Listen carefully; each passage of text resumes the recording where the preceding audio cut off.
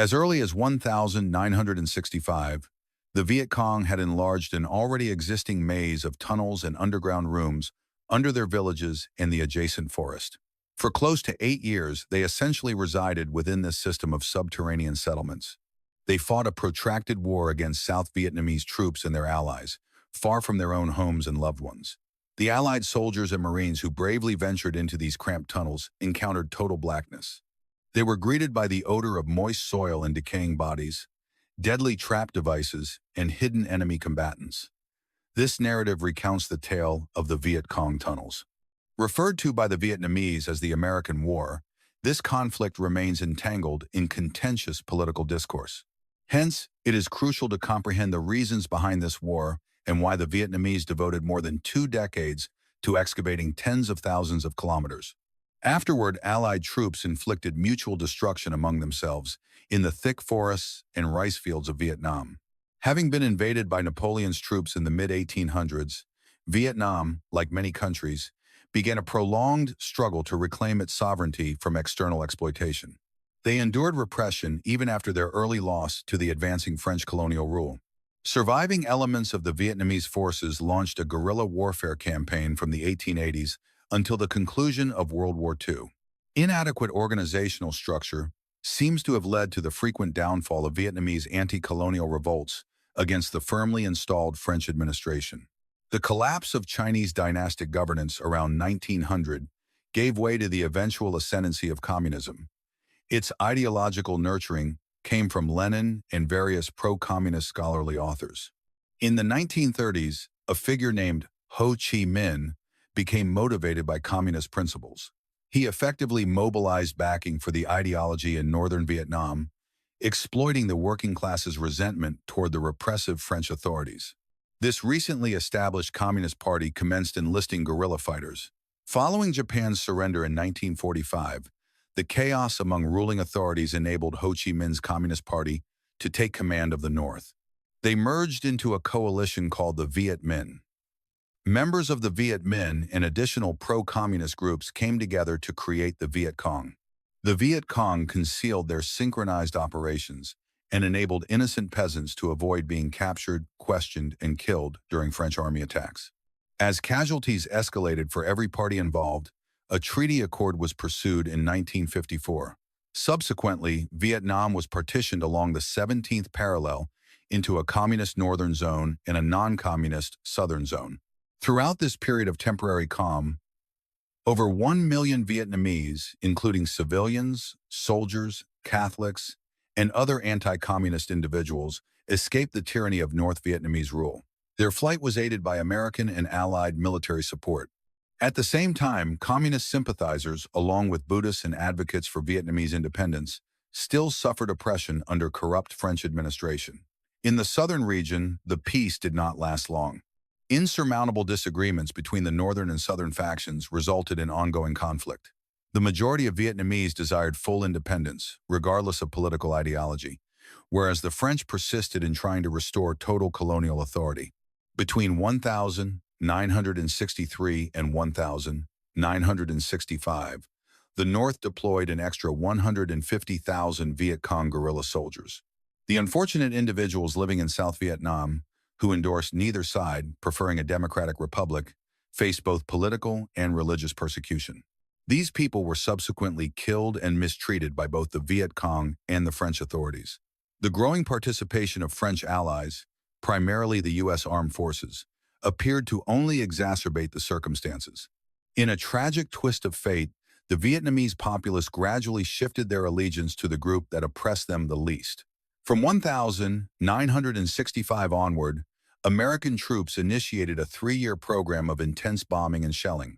American soldiers deployed in Vietnam during that period recall that the earth trembled so severely from the regular bombardment, they did not even need to mix their morning coffee. This American campaign led to the deaths of tens of thousands of additional civilians. The primary destructive agents used were herbicides like Agent Orange and napalm. To endure the devastation of the land above, both villagers and Viet Cong excavated their tunnels deeper, fully aware of the annihilation. For a period during their early deployment in Vietnam, Allied soldiers found the attritional bombing campaigns inadequate and felt they faced an unseen foe, ignorant of the vast fortified Viet Cong tunnel system directly beneath them.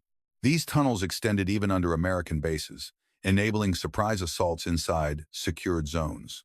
Numerous tunnel openings, trenches, and fighting positions were cleverly placed along tree lines, hidden by underbrush and tall grass, a ruse that deceived Allied soldiers.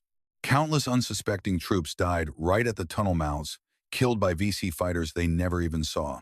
Routine patrols incurred heavy losses because the landscape was strewn with countless hidden booby traps. More than 11% of Allied fatalities resulted from these devices, and thousands of survivors were left permanently disabled. Mines containing explosives were either buried or connected to tripwires, positioned with cunning. Some were concealed among appealing flowers that Americans often picked, or attached to tempting souvenirs such as Viet Cong flags and weaponry. Triggered by tripwires, heavy objects studded with long spikes dropped from trees, leaving victims to suffer in the oppressive tropical heat. Some large, spiked metal traps were engineered to inflict greater injury if soldiers tried to remove them. Subsequently, injured soldiers had to be transported, still attached to the trap. The main objective for Allied forces was search and destroy, find the enemy and either kill or capture them. In contrast to previous wars, where defeating the enemy in a specific zone often meant victory, many Allied soldiers did not realize that the Vietnamese were equally tenacious. They were completely prepared to battle until every last soldier fell. Out of frustration, some Allied troops turned to horrific methods, including beheading Viet Cong dead. They would place an ace of spades card in the severed mouths. Afterwards, they exhibited the decapitated head to discourage the superstitious adversary from coming back to that location.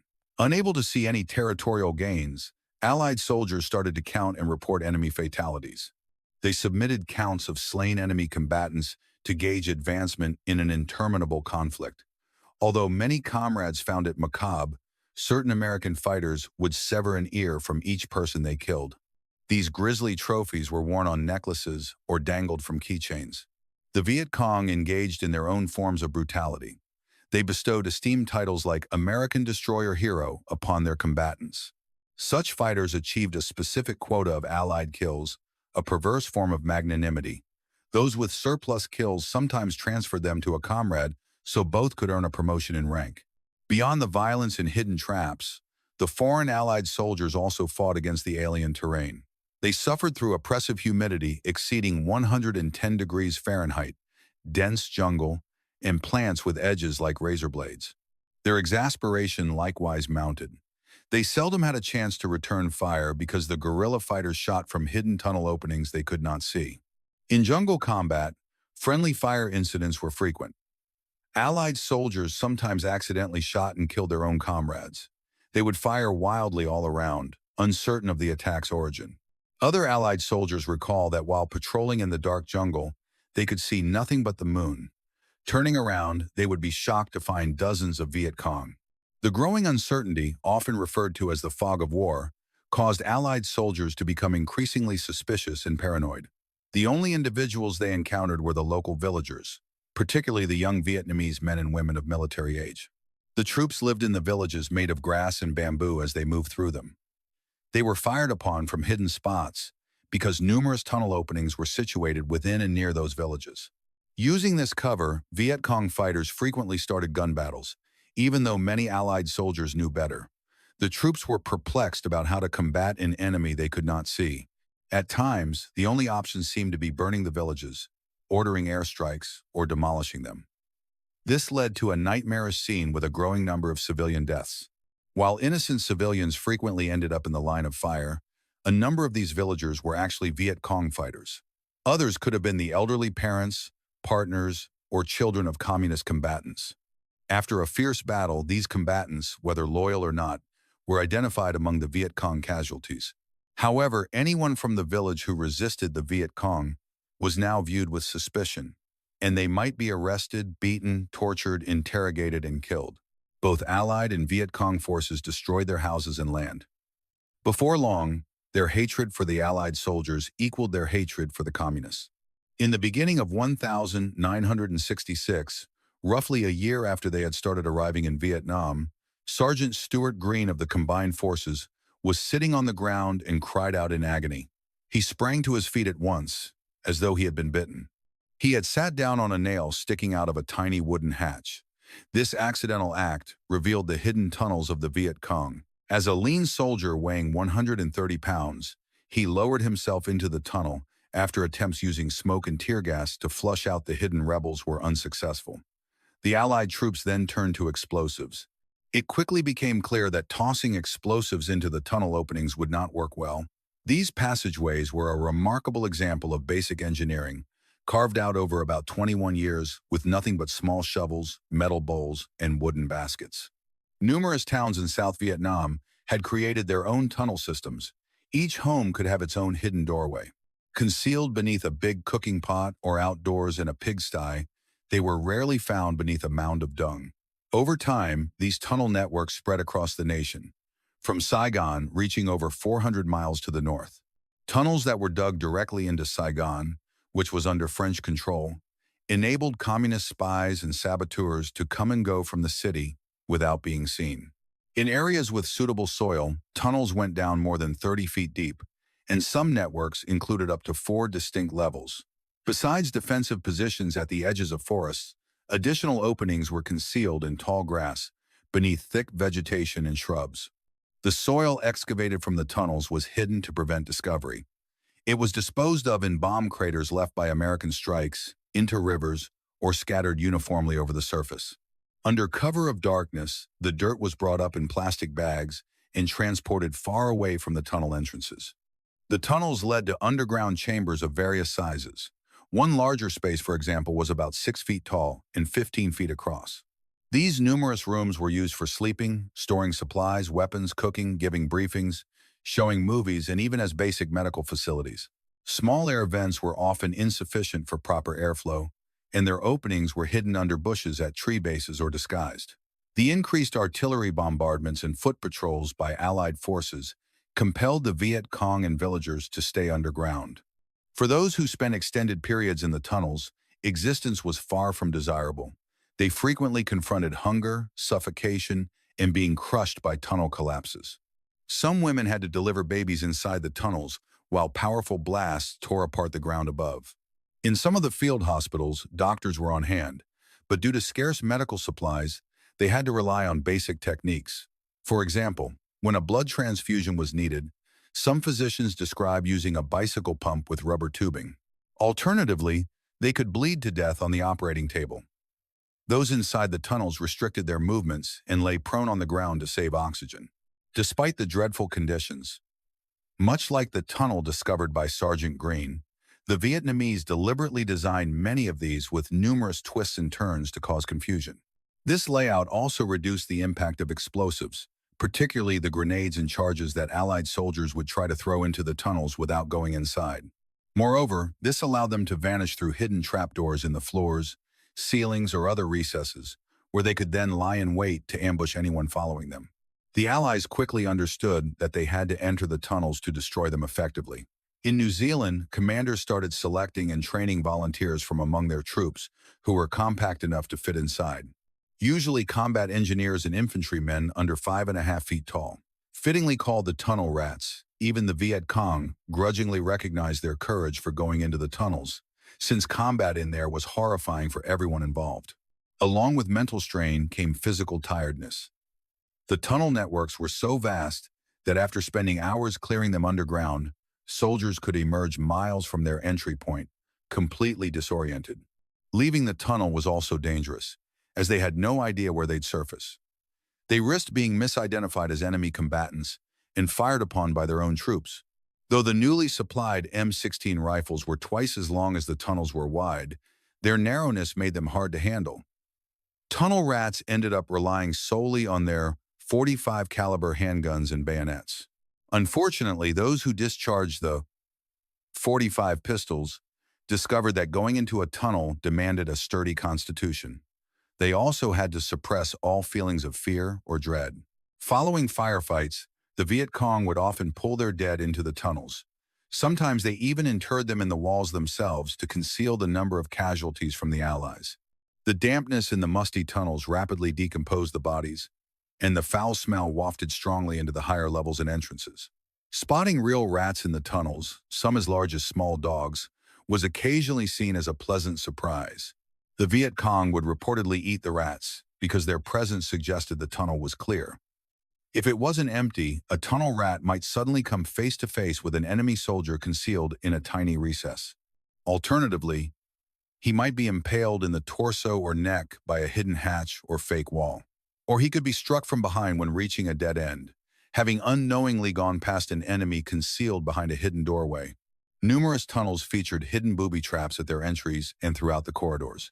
If not a Viet Cong fighter, someone was lying in wait to gun down the first soldier attempting to enter. Some tunnels had wired explosives on the small trapdoors, or even horse traps just inside. The rats, crawling headfirst into the tight spaces, encountered grenades and other devices set into the walls. Triggered by tripwires, many of the non-fatal traps were designed to frighten rather than kill. Containers were filled with stinging insects, such as scorpions, hornets, centipedes, and ants. For many soldiers, the mental terror of getting hurt was often more frightening than the concept of dying. Venomous vipers were starved and fastened to the tunnel ceilings. The snake, unnoticed by the crawling soldier, would strike the unsuspecting victim, often on the face or neck. The soldier might escape the tunnel but would later die from the agonizing neurotoxins. When tunnel rats pushed their heads through small trapdoors, they risked having their throats slashed or being strangled with wire. Those doors gave access to lower tunnels and chambers. Vertically dug tunnel sections let enemy fighters waiting above drop grenades on approaching tunnel rats. Water-filled U-bend segments were created to shield the Viet Cong from tear gas. Other efforts to clear tunnels with smoke meant tunnel rats had to hold their breath while moving through these gooseneck sections, not knowing how long it would take or if the far end might be blocked. Alternatively, they could be unexpectedly impaled by an enemy's spear.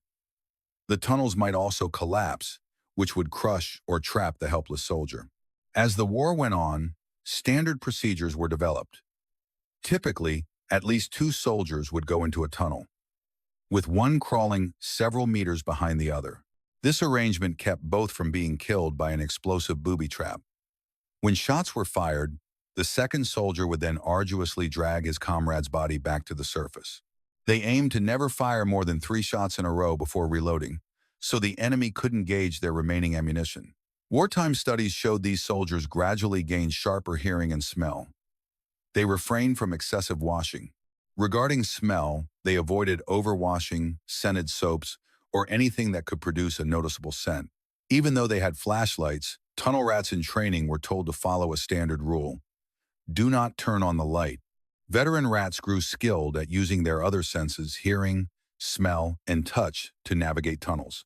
They constantly felt for booby traps and detected enemy fighters nearby. A Marine tunnel rat recalled his first enemy contact in the tunnels. His friends dared him to achieve his first kill without using his gun.